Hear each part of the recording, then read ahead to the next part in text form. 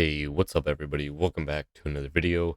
This is going to be a no-nonsense guide to how to improve at Modern Warfare 2 2022, and this will be informational for if you're somebody who is a pro player or just a good player who is trying to get something like the first MGB nuke, or if you are a beginner who just wants to learn some basic essential tips on how to become a decent player inside. To start things off, if you're a good player, please skip ahead as this will not apply to you. Now, for all those people who are relatively new to the game, or you're just not the greatest player and you want to know where to start, then this is the part for you.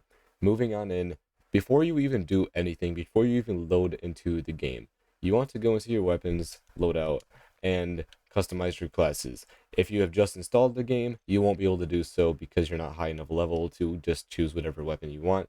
You got to be level 55 to unlock every weapon in the game. Starting off with your class setup, this is for the people who are a little bit more experienced and also already have the classes unlocked. I would recommend using an AR or SMG depending on your preference, then a melee weapon or a pistol of your choice, and then the tactical I would go for stim shot, lethal I would go for either a Semtex or a frag. It really doesn't matter as long as it's something that can hit a lot of people and it's just an extra thing that you need to take care of. Perk packages, I would honestly recommend going with Scavenger, Bomb Squad, Fast Hands, and Ghost. Then, for the field upgrade, I would go for Dead Silence and Munitions Box. You can trade Dead Silence out for Trophy System, and then for the perk package, you can trade out Bomb Squad for Battle Harden, and then Ghost either for Quick Fix, Bird's Eye, or High Alert. That's basically all that you need to know about the perk package and the field upgrades. For ARs, literally any AR will work as long as you have decent attachments on them.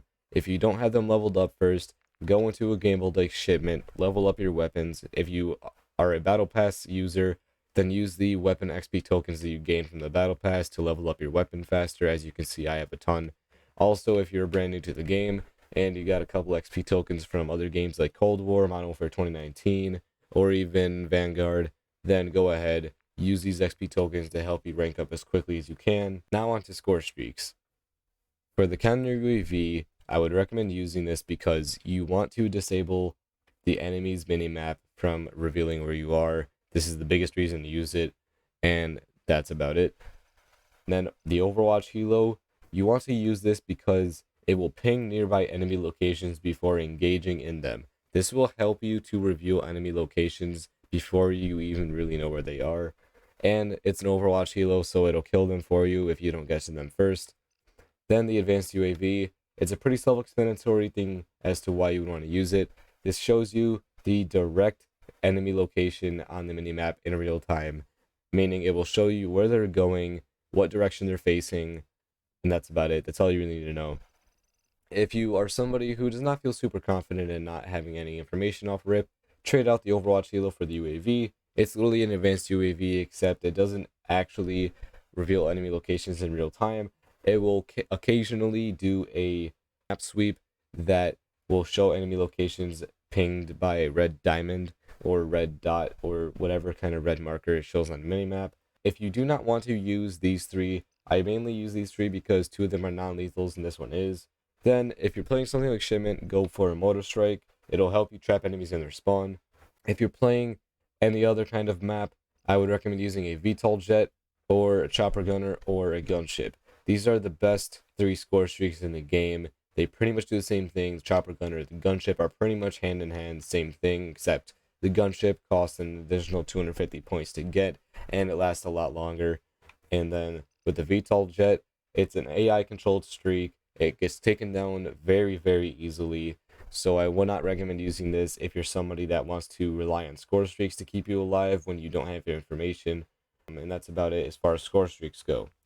Now, moving on in to the next set of tips. This is also for my beginners, but it also can be applied for intermediate and advanced players. This is going to be using the firing range to improve your aim. I'm going to use the ACR, aka the ISO Hemlock, in this game. Now, I do have stick drift, so don't mind if my stick just wanders off and does its own thing, but I'm going to show you basically what centering is and how to abuse it properly. Also, recoil patterns. First things first is centering. Now, if you don't know what centering is, this is what centering is. It is keeping your crosshair directly where the enemy will be at all times, no matter if you're looking at them or not. Keyword, looking at them or not. Let's say if there was an enemy about to pop through this door and my crosshair is on the ground and he pops through the door, I'm gonna have to readjust my crosshair before I can shoot at him and actually hit my shots, which will actually make it a way higher chance of me actually dying. If your crosshairs are pre-aimed on here, which is what people will call it on the higher end of the game, then that is going to be a good thing for you because you can instantly shoot them as soon as they pop out. Like, let's say if they were to open up the door, you just instantly start shooting. You don't have to be ADS. As long as you're close enough, your bullets will hit them, so don't worry about it. But if you are not ADS, make sure you're pre-aiming, and if you're using a laser sight and it says in the settings of your tuning that it will show in the ADS, don't worry about it. It's not actually going to be that big of a deal unless you're like very heavily pre-aiming and they're not moving. Then don't ADS because that's why they're not pushing you. Now, as far as centering goes, literally just track all these bots as much as you can, and your centering will improve as well as your snapping because you don't get any aim assist on these bots that are in the training area. But what this can allow you to do is, let's say I start shooting at the bot and then I shoot at this one as well. Let's say I do all that and then they eventually start to move across my screen like so. Try to keep your crosshairs as smoothly on them as you can without taking them off. This will also help with your tracking. This can help you in game modes like Warzone 2 or Resurgence or whatever game mode you're playing. So that's basically it for centering. Moving on to recoil patterns, I'm going to use the Hemlock for this example. Now, I have it tuned to have pretty good recoil, just straight up shoot without actually controlling the recoil, let the gun do its thing. As you can see, my gun has a recoil pattern of going up and then slowly drifting off to the right. So basically what you want to do to control that is pull your joystick slightly down and to the left, like so. Even though you can't see me doing it, you can tell based off my aim that I was doing it. You want all your bullets to end up in the same area. See the difference between this and this? That's the difference between having bad aim and letting your recoil control your aim, and then having good aim and keeping all of your shots, generally speaking, in the same area. This will help you in a lot of gunfights because let's say if somebody's head glitching, which is probably where recoil becomes your worst enemy, you want to control recoil as much as you can because if you don't, this is what's going to happen. Let's say if somebody's head glitching right here and then you go up, you're going to miss all these shots and you're going to be like, well, how come I didn't kill the guy? Well, maybe because your recoil control wasn't good and your gun just kind of spazzed out and went on its own. But let's say you have good recoil control and somebody's head glitching, well, this instance, you would kill the guy because 90% of your bullets hit them. Maybe a couple went off target because you didn't have the best control in the world or because the gun just wasn't working on your favor. Whatever the case may be, that is the best way to control recoil, is going into a firing range, shoot your gun without moving the right joystick, and let your gun's recoil pattern tell you how to control it. And then just do the opposite. As you can see, this went up and to the right, so what you do, go down to the left, and that'll control your recoil perfectly for you. May not be 100% accurate, but it's better than just straight up not controlling it at all, as you can see from the NPC slash whatever, the door, whatever you want to call it. Now, moving on to my final tip. First, I'm going to go into settings to show you this because this does take a little bit of explaining to understand at its fullest potential, but I'm going to try and explain it in as quickly as possible. And that's going to be your minimap. Now, a lot of people don't understand fully what the whole point of the minimap is. Granted, it's pretty common sense that it shows you certain pieces of information that are ideal in the game and will help you to actually do better, but not everybody knows how to fully utilize this to its fullest potential. If you are an intermediate player, though, this probably is not going to help you that much, so that's going to be where the video concludes for you. But for the people that are beginners or the people that just need some help in understanding the minimap, basically this is going to show you where people are in a general area.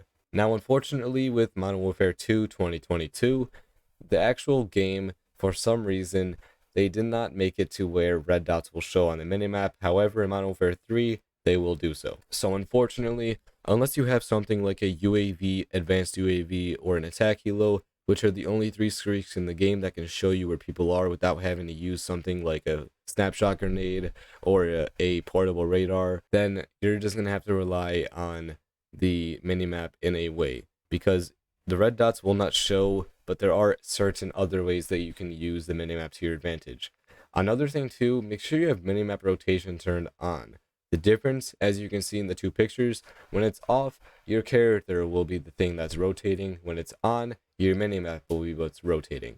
Why is this important? Because if you are in game and you are looking around and you're trying to look at the minimap to see where people are, it will actually throw you off more than you think if you have minimap rotation turned off, because it's not going to be exactly in line with your screen. Let's say if somebody's to your left and you look to your left, well, they're still going to show up to your left on the game or on the minimap, but on your game, they're going to be right in front of you. So make sure that the minimap rotation is turned on. That way, the minimap follows where you look and not the other way around. Everything else on here doesn't need to be explained too much. Crosshairs, you can have these on or off. I would prefer to have them on and have them on static. Make sure that you have center dot on, because this helps you with centering. That's why it's called a center dot. And center dot scale, set this to the largest you can get it to, because it'll help you the biggest with centering. That's going to conclude it for today's video, guys. I hope you did enjoy. If you did, please be sure to drop a like. Also, leave a comment down below on what you would like to see next from the channel. Also, please be sure to leave some constructive criticism in the comments. Try not to be too negative. I know that people on the internet can be assholes sometimes, but if you have anything that you would like to say about my commentary or how I made the video, please let me know down in the comment section below. Well, like I said though, please try to keep it as constructive criticism and not just pure negativity. I don't need that on my channel. I'm not looking to have that. So with that being said, I'll catch you guys in the next video. Goodbye.